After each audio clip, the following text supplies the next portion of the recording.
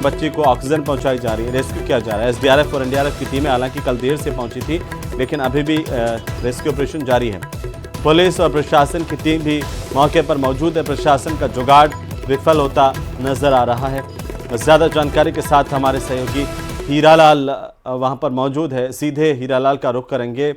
हीरालाल, ये बताएंगे कि अब तक की क्या कुछ कवायद हुई है बच्ची को बचाने को लेकर के, और कितनी उम्मीदें अब इस वक्त एसडीआरएफ और एनडीआरएफ को नजर आ रही हैं?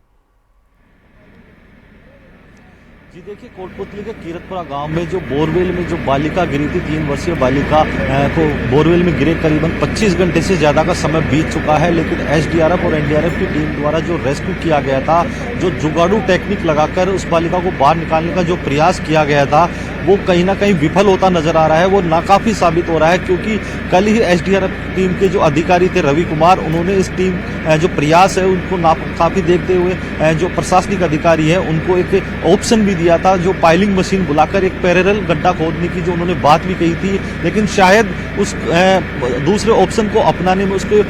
प्रयोग करने में शायद काफी देर हो चुकी है। अब जाकर प्रशासनिक अधिकारियों ने चर्चा की है जनप्रतिनिधियों के साथ, परिजनों के साथ, और आपस में एक चर्चा की है कि गुड़गांव जो फरीदाबाद है वहां से पाइलिंग मशीन बुलाने की बात सामने आ रही है। पाइलिंग मशीन आने के बाद यहाँ पे एक पैरेलल गड्ढा खोदा जाएगा, उसके बाद जो बच्ची को बाहर निकालने की जो कवायद है वो और तीव्र गति से आगे चलाई जाएगी। हालांकि फिलहाल मैं दिखाना चाहूंगा कि जो एनडीआरएफ और एसडीआरएफ की टीम है वो लगातार बच्ची को बाहर निकालने के जो जुगाड़ू टेक्निक इनके पास थी, जो कल रात से उनके द्वारा जो की जा रही है वो लगातार अभी भी जारी है। बताया जा रहा है कि जो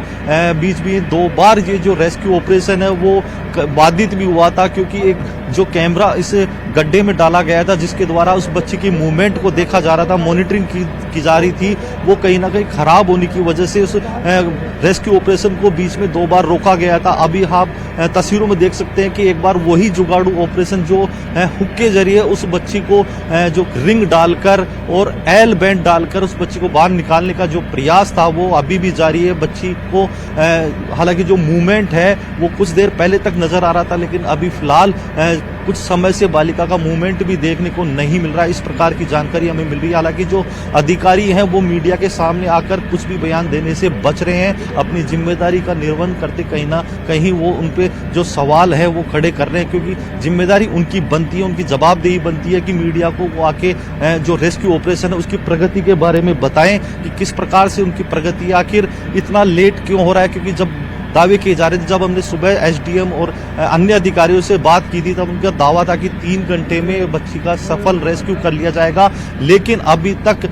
4 बजने को आ गए हैं, लेकिन अभी तक बच्ची को मात्र 30 फीट तक गहराई का है जो ऊपर लिया गया है, बच्ची को बाहर निकाला गया है। 30 फीट की जो गहराई है वहीं तक बच्ची को रेस्क्यू किया गया, उसके आगे बच्ची को रेस्क्यू नहीं किया जा पा रहा कहीं ना कहीं। तो हीरालाल, अभी क्या पता चल पा रहा है कि कितने फीट पर हैं अभी चेतना?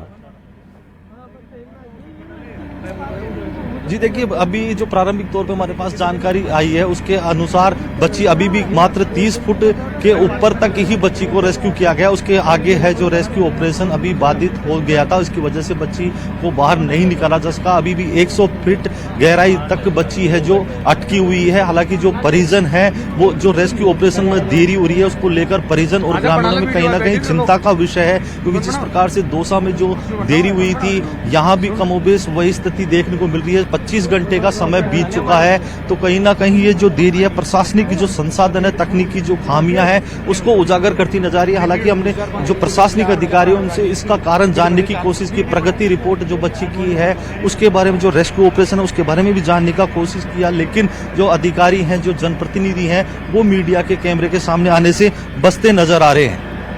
जी, लेकिन देखिए पहले से ही ये लगातार देरी हुई है, क्योंकि हम सवाल ये उठा रहे थे, लगातार उठाते रहे कल से ही, कि एसडीआरएफ एनडीआरएफ की टीमें जब पहुंचने में 3 घंटे से ज़्यादा का वक्त लगा रही हैं, तो आखिरकार कैसे देखा जाए इस पूरे के पूरे रेस्क्यू ऑपरेशन को?